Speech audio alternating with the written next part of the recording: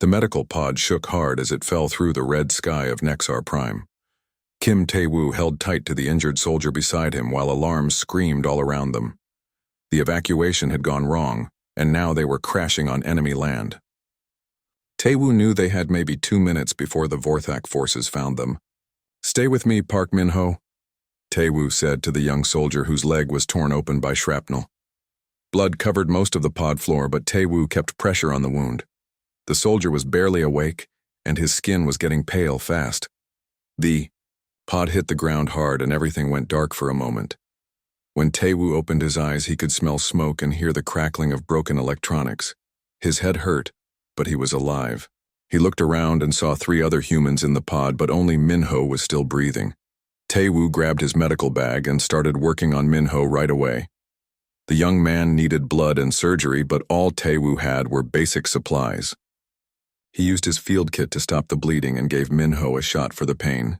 The soldier opened his eyes and tried to speak. "Dr. Kim, are we safe?" Min-ho asked with a weak voice. "Just rest now," Tae-woo said, but he knew they were not safe at all. Through the broken pod windows he could see the purple grass of Nexar Prime and the strange crystal formations that grew everywhere on this planet. In the distance he heard the heavy footsteps of Vorthak soldiers coming their way. The Vorthak were reptile-like aliens who stood 8 feet tall, with thick green scales and long claws. They had been at war with humanity for 3 years now, and they did not take prisoners. Most humans they caught were killed right away or sent to work camps where they died slowly. Tae-woo heard voices outside speaking in the harsh Vorthak language. He could not understand the words, but he knew they had found the crash site. He kept working on Min-ho because that was what he did. He was a doctor, and his job was to save lives even when his own life was in danger. The pod door was ripped open with a loud metal sound. 3 Vorthak soldiers looked inside with their yellow eyes glowing in the dark pod. They wore black armor and carried energy weapons that could burn through human flesh in seconds. The lead soldier was bigger than the others and had red markings on his scales that showed he was important. "Humans," the big soldier said in broken human language, "you come out now, or we kill you inside." Tae-woo did not move away from Min-ho. He kept his hands on the bandages and looked up at the aliens. "This man is hurt bad. He will die if I stop helping him." The big soldier made a sound like angry hissing. "You are prisoner now. Human hurt not important." "All hurt is important," Tae-woo said, and went back to checking Min-ho's pulse. The young soldier was getting weaker, but he was still alive. The soldiers talked to each other in their own language and seemed confused. Most humans either fought them or tried to run away. They had never seen a human who ignored them to help another human. The big soldier, who was called Veltar, stepped into the pod. "You are doctor?" Veltar asked. "Yes," Tae-woo said without looking up. "I fix hurt people." Veltar moved closer and saw how Tae-woo had stopped the bleeding and made Min-ho more stable. The alien had seen many humans die from wounds like this, but somehow this human had kept his friend alive with just basic tools. "You fix Vorthak too?" Veltar asked. Tae-woo finally looked at the alien commander. "I fix anyone who is hurt. That is what doctors do." The 2 smaller soldiers wanted to just shoot both humans and be done with it, but Veltar held up his hand to stop them. Something about this human was different. In 3 years of war, he had never met a human who seemed to care more about helping others than saving himself. "You come with us," Veltar decided. "Bring hurt human too." The soldiers picked up Min-ho on a stretcher while Tae-woo walked beside them holding his medical bag. They moved through the crystal fields toward a large Vorthak transport ship. Tae-woo had heard about these ships but had never seen one up close. It was black and smooth like a giant egg with no windows. Inside the ship, everything was made for creatures much bigger than humans. The walls were dark metal and the air was hot and humid like a jungle. Tae-woo was put in a small room with Min-ho, while the soldiers decided what to do with them. For 2 days, Tae-woo took care of Min-ho in the small room. He used what supplies he had to keep the young soldier alive. The Vorthak brought them food that was strange but edible, and water that tasted like metal. Sometimes Veltar would come to check on them and watch Tae-woo work. On the 3rd day, something happened that changed everything. One of the ship workers was fixing something in the engine room. when a power cable exploded. The worker was badly burned, and his arm was broken. The other Vorthak workers did not know what to do because their ship doctor was not on board. Taewoo heard the commotion and asked Veltar what was wrong. When the commander explained about the hurt worker, Taewoo asked to help. Veltar was surprised, but he brought Taewoo to see the injured alien. The Vorthak worker was lying on the floor making sounds of pain.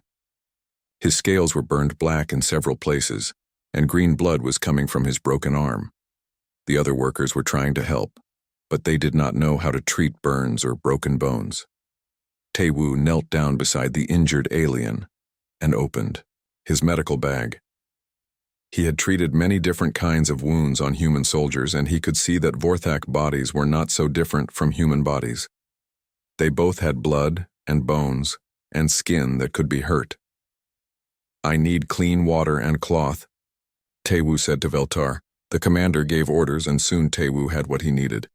He cleaned the burns carefully and wrapped them with special bandages. Then he set the broken arm using a technique he had learned in medical school.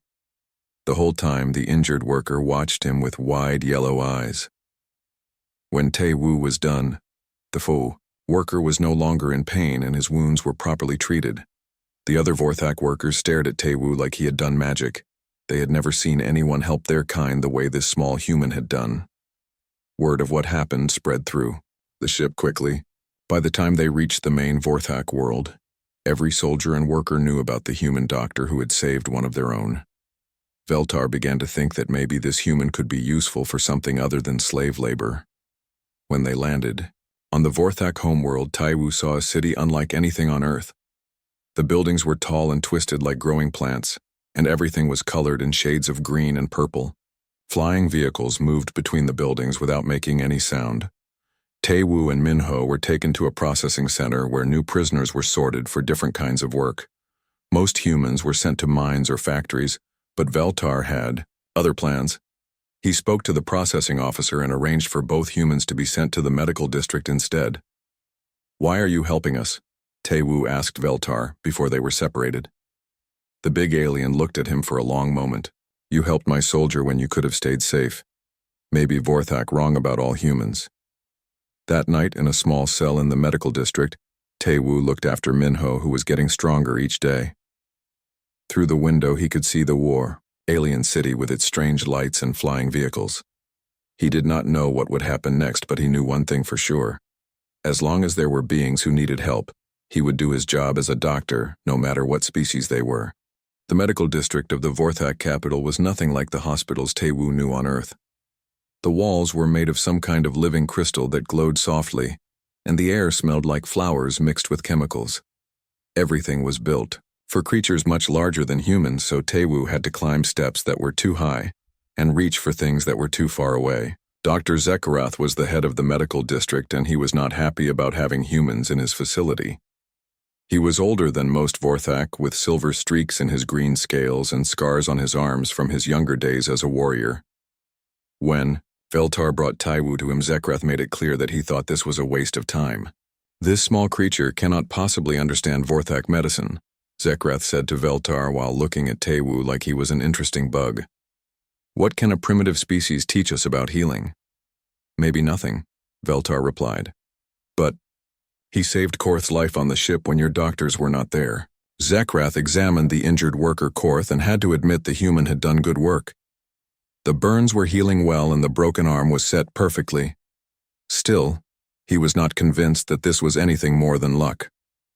"Put the human in the observation ward," Zekarath decided. "Let him watch how real medicine is done." For the first week, Taewoo mostly just watched and learned. The Vorthak had amazing technology that could heal wounds in hours instead of days. They had machines that could see inside bodies without cutting them open and drugs that could fix almost any disease. But Taewoo also noticed things that the Vorthak doctors missed. The observation ward was full of patients who were sick in ways the machines could not detect. There was a young Vorthak soldier who had all the right readings on the medical devices but who barely ate and never slept. There was an older female who came in every few days with different complaints, but nothing the doctors could find wrong with her. Taewoo watched the young soldier for several days and noticed things the Vorthak doctors did not see. The soldier, jumped whenever there was a loud sound, and his hands shook when he thought no one was looking. When other patients talked about battle, the soldier would leave the room quickly. "Excuse me, Dr. Zekrath," Taewoo said one day when the head doctor was examining the soldier again. "I think this patient has mind sickness from war." Zekrath stopped what he was doing and stared at Taewoo. "Mind sickness? His brain scans are normal." "Not brain hurt," Taewoo explained in his simple way of speaking Vorthak language. "Mind hurt from seeing bad things in battle. Human soldiers get this too. We call it trauma stress." "That is not a real sickness," Zekrath said. "Warriors who are weak-minded do not deserve treatment." But Taewoo had noticed that many of the patients in the ward showed signs of what humans called post-traumatic stress disorder. The Vorthak had been at war for generations, and their culture taught them that mental weakness was shameful. So soldiers and civilians who were hurt in their minds never got help, and just got sicker over time. 3 days later, something happened that changed Dr. Zekrath's mind about human medicine. A new prisoner was brought to the medical district, and Taewoo was surprised to see another human. She was a woman about his age with short black hair and tired eyes. Her name was Lee Da-young, and she had been a psychiatrist on Earth before the war. "I cannot believe there is another human here," Da-young said when she met Taewoo. "I thought I was the only one who survived the attack on New Seoul Station." Taewoo was happy to have someone from home to talk to. Da-young told him she had been captured 3 months ago and had been working in a factory until someone noticed she had medical training. Like Taewoo, she was curious about Vorthak medicine and wanted to help even though they were prisoners. Da-young was even better at seeing mental problems than Taewoo was. Within hours of arriving, she had identified 6 patients who were suffering from different kinds of psychological trauma. She explained to Taewoo how their behavior patterns showed classic signs of depression, anxiety, and PTSD. "The Vorthak are amazing at fixing bodies," Da-young observed, "but they do not understand that minds can be sick too." The chance to prove this came when a high-ranking military officer was brought to the medical district. General Tekmor had been injured in battle, and his physical wounds were healing well, but he was acting very strange. He would not eat, he did not sleep, and he became violent when anyone tried to touch him. Dr. Zekrath and his team tried every medical treatment they knew, but nothing worked.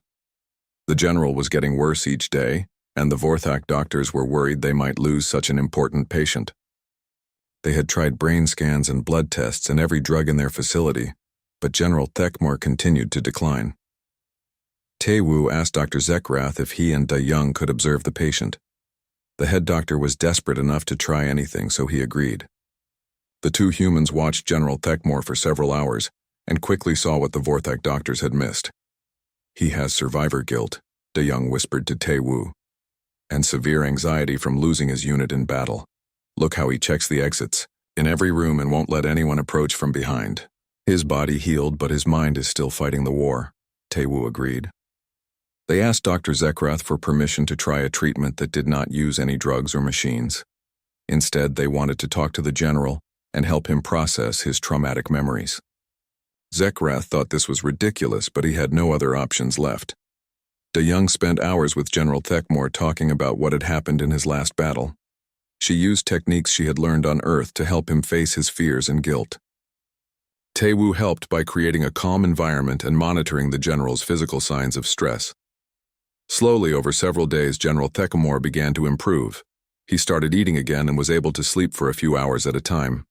More importantly, he stopped being violent and began to trust the medical staff. By the end of the week, he was almost back to normal. Dr. Zekrath was amazed by what he had seen. The humans had cured a patient that Vorthak medicine could not help, using nothing but words and understanding. He began to ask questions about human psychological medicine and was surprised by how much the 2 prisoners knew. "You are saying that minds can be hurt like bodies?" Zekrath asked during one of their long conversations. "Yes," Da-young explained. "And just like bodies, minds can be healed if you know how to treat them." Word of the general's recovery spread through the medical district and then through the capital city. Other doctors came to observe the humans and see their strange methods. Some were skeptical, but others were fascinated by this new kind of healing. More patients began asking for the human doctors specifically. A wealthy merchant who had not been able to sleep since his business was destroyed in a bombing, a young mother who had panic attacks after her child was injured in an accident, Vorthak civilians who had been suffering for years with problems their doctors could not explain.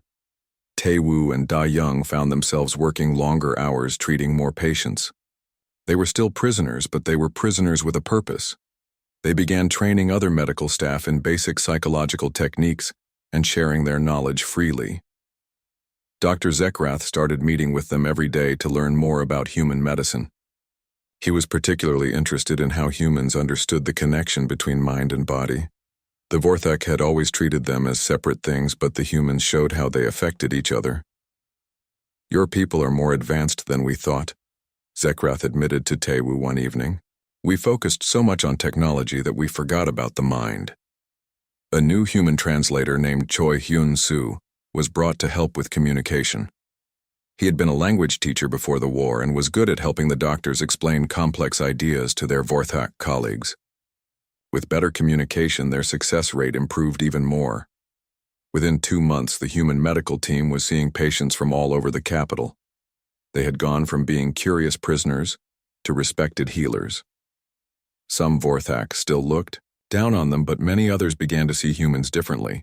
Tae-woo and Da-young worked well together, combining physical medicine with mental healing. They developed new treatments that used the best of both human knowledge and Vorthak technology. Their methods were so successful that other medical districts began asking for human doctors too. But their growing reputation also brought new dangers. Not all Vorthak were happy about aliens becoming important in their society. Some traditional doctors felt threatened by human methods, and some military leaders did not like the idea that their warriors might need mental healing. Late at night in their small quarters, Tae-woo and Da-young would talk about their strange situation. They were prisoners who had become healers in an empire that was at war with their people. They were saving Vorthak lives while humans died in battles across the galaxy. "Are we doing the right thing?" Da-young asked one night. "We are doing what doctors do," Tae-woo replied. "We help whoever needs help." Neither of them knew that their reputation was about to reach the highest levels of the Vorthak Empire and change their lives forever. The call came in the middle of the night when Tae-woo was sleeping in his small room in the medical district. A royal guard in golden armor woke him up and told him to come immediately. Da-young and Hyun-soo were also being collected, and none of them knew why. They were taken through parts of the capital city that Tae-woo had never seen before. The buildings here were even more beautiful, with walls that seemed to be made of pure light and gardens floating in the air. This was where the most important Vorthak lived and worked. The imperial palace was like something from a dream. It was built into a mountain of crystal that reached up into the clouds. Waterfalls of glowing liquid flowed down its sides, and strange flying creatures circled around its towers. Tae-woo had heard stories about this place, but seeing it was something else entirely. Inside the palace, everything was huge and magnificent. The corridors were wide enough for 20 humans to walk side by side, and the ceilings were so high they disappeared into darkness. Guards in elaborate armor stood at every doorway, and their eyes followed the humans as they passed. Dr. Zekrath met them in a waiting chamber, and his face showed worry and fear. "The Emperor is very sick," he explained in a quiet voice. "Our best doctors have tried everything, but he only gets worse. Someone suggested that maybe the human healers could help." Tae-woo felt his stomach tighten with nervousness. The Emperor of the Vorthak Empire was the most powerful being in known space. He commanded fleets of warships and ruled over billions of aliens across hundreds of worlds. If something went wrong while treating him, the humans would certainly be executed. "What kind of sickness does he have?" Da-young asked. "That is the problem," Zekrath said. "We do not know. His body seems healthy, but he cannot eat or sleep. He has fits of rage followed by periods where he will not speak to anyone. He has not left his chambers in months." They were led deeper into the palace through corridors lined with portraits of previous emperors. Each painting showed a fierce warrior with glowing eyes and sharp claws. These were the rulers who had built the Vorthak Empire through conquest and war. The throne room was the largest space Tae-woo had ever seen. The ceiling was so far above that it looked like the night sky, complete with moving stars. The walls were covered with weapons and battle trophies from 1,000 conquered worlds. At the far end sat the golden throne, but it was empty. His Imperial Majesty has not sat on his throne for 6 months, explained Chancellor Vorgek, who was the Emperor's chief advisor. He stays in his private chambers and refuses to see anyone except his daughter Princess Kylara. The Chancellor was an old Vorthak with white scales and intelligent eyes. He looked at the humans with a mixture of hope and skepticism. You are the alien healers who have been causing such talk in the medical district? We are doctors, Taewoo said simply. We try to help sick people get better. The Emperor Morgoth is not just any person, Chancellor Vorgek warned them. He is the divine ruler of the greatest empire in the galaxy. If you fail to heal him or if you cause him any harm, you will be executed in the most painful way possible. Princess Kylara appeared from a side door, and Taewoo was surprised by how young she looked. She was smaller than most Vorthak with silver scales instead of green, and her eyes showed deep sadness. She had been taking care of her father for months, and the strain was clear on her face. These are the humans who are supposed to save my father? She asked with doubt in her voice. They look so small and weak. Princess, we have tried everything our medicine knows, Dr. Zekrath said respectfully. Maybe these humans can see something we have missed. The Emperor's chambers were dim and quiet, with heavy curtains blocking most of the light. The air smelled stale, like a room that had been closed up for too long. Emperor Morgoth sat in a large chair facing away from the door, and did not turn around when they entered. Taewoo was shocked by what he saw. The Emperor was huge even for a Vorthak, but he looked thin and frail. His scales were dull and his mighty claws were cracked and broken. This was supposed to be the most feared ruler in the galaxy, but he looked like a broken old man. Father, the healers are here, Princess Kylara said gently. Emperor Morgoth slowly turned around, and Taewoo saw eyes that were full of pain and confusion. The Emperor looked at the humans for a long moment but did not speak. Then he turned back toward the window and stared out at his city. He has been like this since Prince Kethmore died in battle, the princess explained quietly. My brother was his heir and his favorite child. When the news came that he had been killed, my father collapsed and has not been the same since. Dayoung and Taewoo exchanged glances. They were beginning to understand what was wrong with the Emperor. This was not a physical sickness, but a mental one. The ruler of the Vorthak Empire was suffering from severe depression and grief. Your Majesty, Taewoo said carefully as he approached the Emperor's chair, I am sorry for the loss of your son. For the first time in months, Emperor Morgoth looked directly at someone who was speaking to him. His yellow eyes focused on the small human, and there was surprise in them.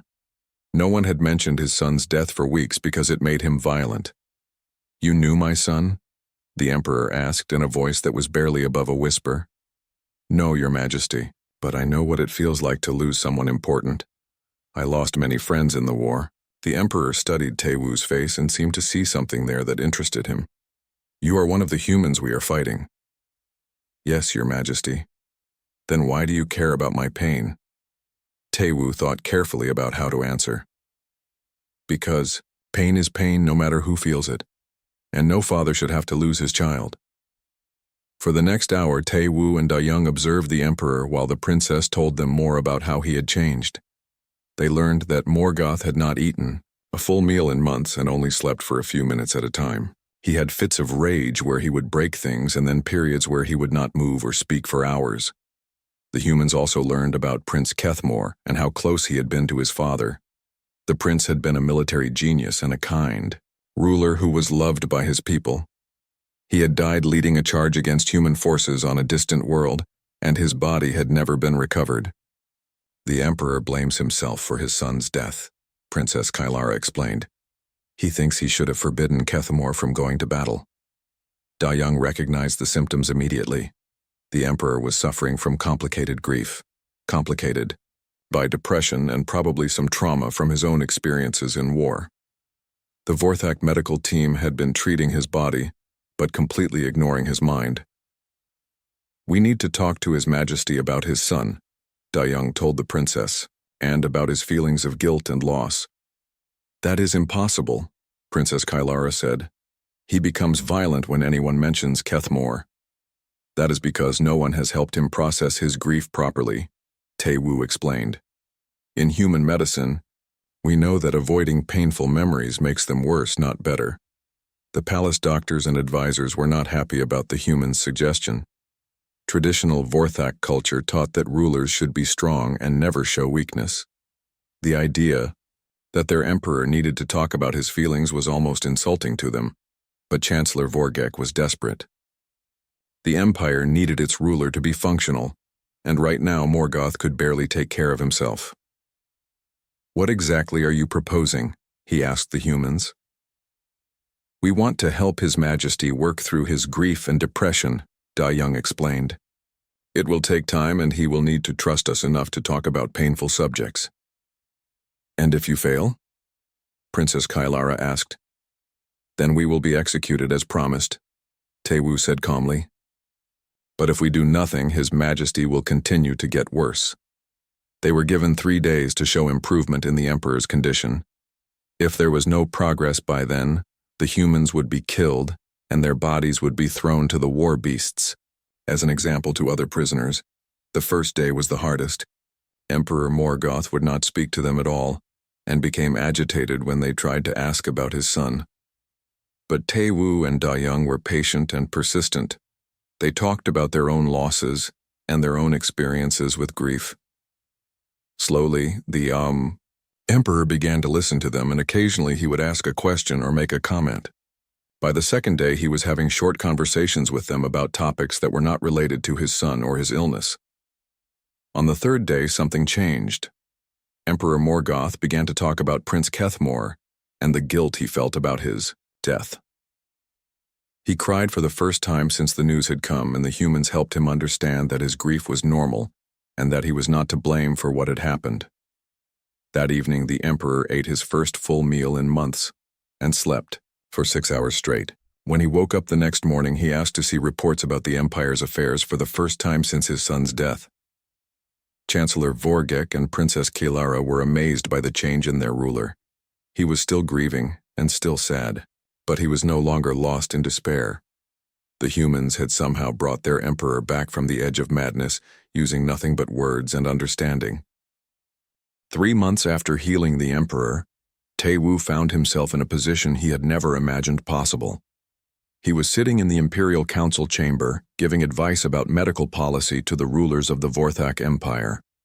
The other council members were generals and admirals and governors of entire star systems, and they were listening to a human prisoner.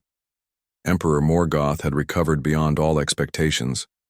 Not only was he eating and sleeping normally again, but his mind was sharper than it had been in years.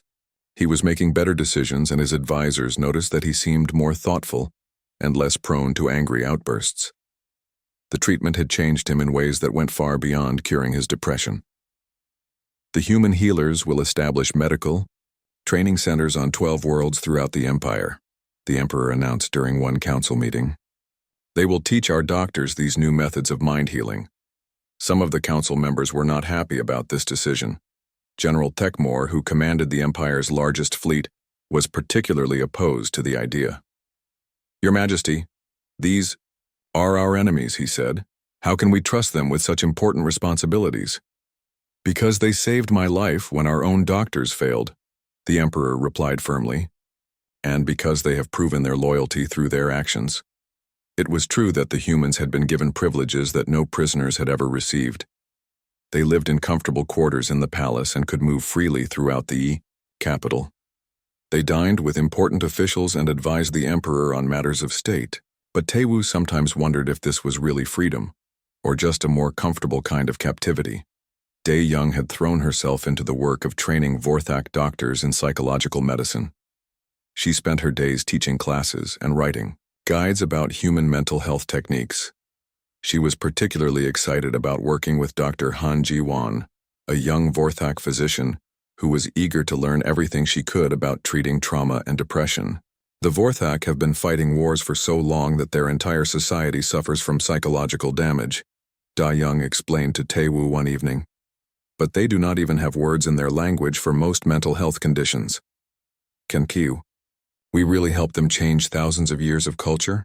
Tae-woo asked. "One patient at a time," Da-young said with determination. Yun Su had become invaluable as a translator and cultural bridge between humans and Vorthak. He was working on creating a medical dictionary that would help Vorthak doctors understand human concepts about mental health. He also helped negotiate the delicate political situations that arose when powerful aliens were not comfortable with being treated by former enemies. The work was rewarding, but it was also exhausting and sometimes dangerous. Not all Vorthak were happy about the growing influence of human medicine. Some traditional doctors felt that their methods were being replaced by primitive alien techniques. Others worried that focusing on mental health would make Vorthak warriors weak and soft. There had been several incidents where human medical staff were threatened or attacked by angry Vorthak civilians. Emperor Morgoth had assigned guards to protect the humans, but this also served as a reminder that they were still prisoners in a hostile empire. The situation became more complicated when Princess Kylara began visiting the medical training centers regularly. She was genuinely interested in learning about mental health and often asked thoughtful questions about human psychological techniques. But her presence also attracted attention from nobles and politicians who wanted to curry favor with the royal family. The princess asked me to teach her about treating anxiety disorders, Young told Taewoo after one of these visits. She says many young Vorthak suffer from fear and worry but are too ashamed to seek help. She seems different from other Vorthak nobles, Taewoo observed. She told me that watching her father's illness taught her that mental health is just as important as physical health. She wants to change how Vorthak society thinks about these issues. One day, while Taewoo was treating a patient in the main medical center, Yoon Jae-min was brought in with a group of new human prisoners. Jae-min had been a soldier before his capture, and he still carried himself like a military leader even in chains. When he saw Taewoo working freely among Vorthak doctors, he could hardly believe his eyes. "Dr. Kim, is that really you?" Jae-min asked when the guards allowed them to speak briefly. "Hello, Jae-min. I heard you were captured on Kepler Station 3 weeks ago. They told us all the human prisoners had been killed or sent to the mines. I never expected to find you working as a doctor here." Taewoo could see the confusion and anger in Jae-min's face. To most human prisoners, it would look like Taewoo had betrayed his own species by cooperating with the enemy. But Taewoo also saw something else in the soldier's eyes. Hope. "How many other humans are here?" Jae-min asked quietly. "About 30 in this facility and maybe 100 more in other medical centers throughout the empire," Taewoo replied. "We are all technically prisoners, but we are treated well because of the work we do." That night, Jae-min was assigned to work in the medical center's supply department. It was clear that he was intelligent and had natural leadership abilities. Within a few days, he had organized the other human workers and was asking questions about their situation that made Taewoo uncomfortable. "We could take over this facility easily," Jae-min said during a private conversation. "Most of the Vorthak here are doctors, not soldiers. We could steal a transport ship and be off this planet in a few hours." "And then what?" Taewoo asked. "We would be fugitives with nowhere to go, and all the other human prisoners throughout the empire would be executed in retaliation." "Better to die free than live as slaves," Jae-min replied. "We are not slaves. We are healers doing important work." Jae-min stared at him with disbelief. "Listen to yourself, Doctor. You are defending the aliens who destroyed our worlds and killed our families." The conversation was interrupted by an emergency call from the palace. Emperor Morgoth was having one of his occasional setbacks, where the depression would return suddenly. These episodes were becoming less frequent, but they still happened when the emperor was under stress or when something reminded him strongly of his dead son. Taewoo hurried to the palace and found the emperor in his chambers, staring out the window again. Princess Kylara was there looking worried, and Dr. Zekrath was checking medical readings that showed nothing wrong. "What happened?" Taewoo asked the princess. A messenger brought news from the war front. Human forces destroyed 3 Vorthak ships, including one commanded by someone my father knew well. It reminded him of losing Kethmore. Taewoo spent the next 2 hours with the emperor, helping him work through his feelings about the ongoing war and the loss of more people he cared about. It was delicate work because Taewoo had to help the emperor process his grief without seeming to celebrate human military victories. As he worked, Taewoo thought about Jae-min's words. Was he betraying his own species by helping the leader of their enemies? Or was he doing something more important by showing that humans and Vorthak could work together peacefully? When the Emperor was stable again, Taewoo walked back through the capital city thinking about his impossible situation. He passed Vorthak civilians who nodded respectfully to him now instead of looking at him with hatred. He saw wounded soldiers being treated with techniques that he and Da Young had taught their doctors. But he also knew that somewhere out in space, human and Vorthak forces were still killing each other in an endless war. Back at the medical center, he found that news of human military successes had spread among the prisoners. Jae-min was talking excitedly with a group of other humans about rumors that a major rescue operation was being planned. They believed that human special forces would soon attack the capital to free the prisoners. When they come, we need to be ready, Jae-min was saying. We cannot let this chance for freedom pass by. Taewoo listened to the conversation and felt his heart grow heavy. He knew that any rescue attempt would result in massive casualties on both sides. The Vorthak would never allow their most valuable human assets to be taken without a fight. And if the rescue failed, all the progress that had been made in human-Vorthak relations would be destroyed. That night, Taewoo lay awake, thinking about the choice that might soon be forced upon him.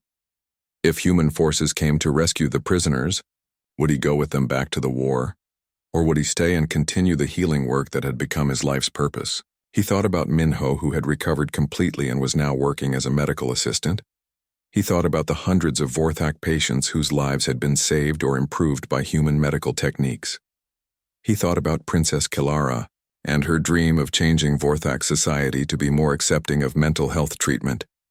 But he also thought about Earth and the human colonies that were still fighting for their survival. He thought about his own people who might see him as a traitor for helping their enemies. And he thought about the fundamental question of whether healing the enemy was right when that enemy was still trying to destroy your civilization. As dawn broke over the alien capital, Taewoo realized that the most difficult decision of his life was approaching, and he was not sure he would have the wisdom to make the right choice. The attack came at dawn when most of the palace was still sleeping. Taewoo was awakened by explosions and the sound of energy weapons firing in the distance. Through his window he could see human fighters streaking through the sky toward the Imperial Palace while Vorthak defense ships rose to meet them. The rescue operation that Jae-min had been expecting was finally happening, but it was not going according to plan. Instead of a quick strike to free the prisoners, it had turned into a full battle in the heart of the Vorthak capital. Buildings were burning and civilians were running through the streets trying to find shelter. Taewoo dressed quickly and ran toward the medical center where he knew injured people would soon be arriving. The corridors were full of confused Vorthak, staff and human prisoners who did not know what was happening. Some of the humans were excited thinking that rescue was at hand while others were terrified that they would be killed in the fighting. Dr. Kim called Dr. Zekrath as Taewoo entered the main treatment area. We are receiving reports of massive casualties throughout the city. We need all available medical staff to help with the wounded. For the next several hours, Taewoo worked alongside Vorthak doctors treating injured civilians and soldiers from both sides.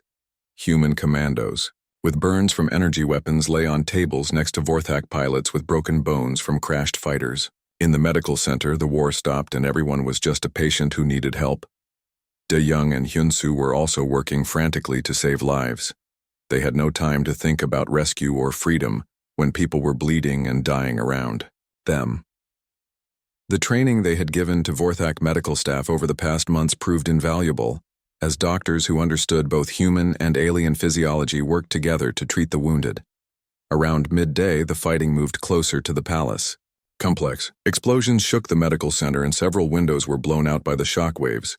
Then Princess Kilara burst through the doors with blood running down her arm and panic in her eyes. "The palace is under direct attack," she announced. "My father has been injured and our doctors cannot reach him. The human forces have taken control of the throne room." Taewoo felt his heart sink. If Emperor Morgoth was badly hurt, all the progress they had made in healing his mind would be meaningless. And if he died during a human attack, the relations between the species would be damaged beyond repair. "Where is His Majesty?" Taewoo asked, trapped in his private chambers with several guards. There is fighting in the corridors and we cannot get medical equipment to him. Without hesitation, Tae-woo grabbed his medical bag and headed for the palace. Dr. Zekrath tried to stop him, saying it was too dangerous, but Tae-woo was already running toward the sound of battle. If the Emperor died because he was too afraid to help, then everything they had worked for would be lost. The palace corridors were filled with smoke and the bodies of soldiers from both sides. Tae-woo had to crawl through damaged sections and hide from patrols of human commandos who would probably shoot him if they saw him helping the enemy. It took him almost an hour to reach the Emperor's chambers. He found Emperor Morgoth lying on the floor with a deep wound in his chest from an energy weapon blast.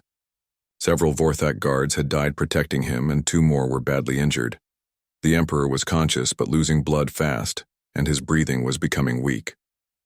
"Your Majesty, I am here to help you," Tae-woo said as he knelt beside the massive alien ruler, the human doctor. Emperor Morgoth whispered, "You came even though your people are attacking us." "You are my patient," Tae-woo replied as he began examining the wound. "That is all that matters right now." The injury was serious but not immediately fatal if treated properly. Tae-woo used emergency techniques to stop the bleeding and stabilize the Emperor's condition, but he needed better equipment and more time to do surgery that would save the ruler's life completely. As he worked, the sounds of fighting grew closer. Human voices could be heard in the nearby corridors, and it was clear that the rescue forces were searching for prisoners to liberate. Soon they would reach this room and find Tae-woo treating their greatest enemy. "Dr. Kim," called a familiar voice from the doorway. Tae-woo looked up to see Jaemin standing there in stolen Vorthak armor with a human assault rifle in his hands. Behind him were 3 other human soldiers who looked shocked to see their fellow human helping the alien Emperor. "What are you doing?" Jaemin asked with confusion and anger in his voice. "My job," Tae-woo replied without stopping his work on the Emperor's wound. "That is the leader of the empire that enslaved us. He is responsible for the deaths of millions of humans. Right now, he is a patient who will die if I do not help him." The other soldiers raised their weapons, but Jaemin held up his hand to stop them. He stared at Tae-woo for a long moment, trying to understand how his fellow human could choose to save their enemy's life. "The extraction ships are waiting," Jaemin said finally. "We can take you and the other prisoners to safety, but we have to go now." Tae-woo looked down at Emperor Morgoth, who was watching this exchange with intelligent eyes despite his pain. The ruler understood enough human language to know that his life was being discussed by people who had every reason to want him dead. "If I leave now, he will die," Tae-woo said. "Good. One less alien killer in the universe. And then what happens to all the humans working in medical centers throughout the Empire? What happens to the progress we have made in showing that our species can cooperate instead of just fighting?" Jaemin struggled with this question.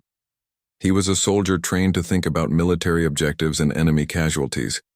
The idea that saving an alien leader's life could somehow benefit humanity was difficult for him to accept. "You have 30 seconds to decide," one of the other soldiers said. "Then we leave with or without you." In that moment, Tae-woo made the choice that would define the rest of his life. "I am staying, but I want all the other human prisoners who want to leave to be free to go." "Doctor, you cannot be serious," Jaemin said. "I am very serious. Take Da-young and Hyun-soo and anyone else who wants to return to human space, but let those who want to continue the medical work stay here safely." It was an impossible decision for Jaemin to accept, but he could see that Tae-woo would not be moved. "You are throwing away your freedom for these monsters."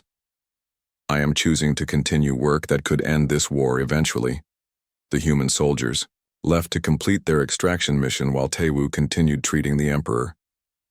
Over the next hour, the sounds of fighting gradually moved away from the palace as the rescue forces completed their mission and withdrew.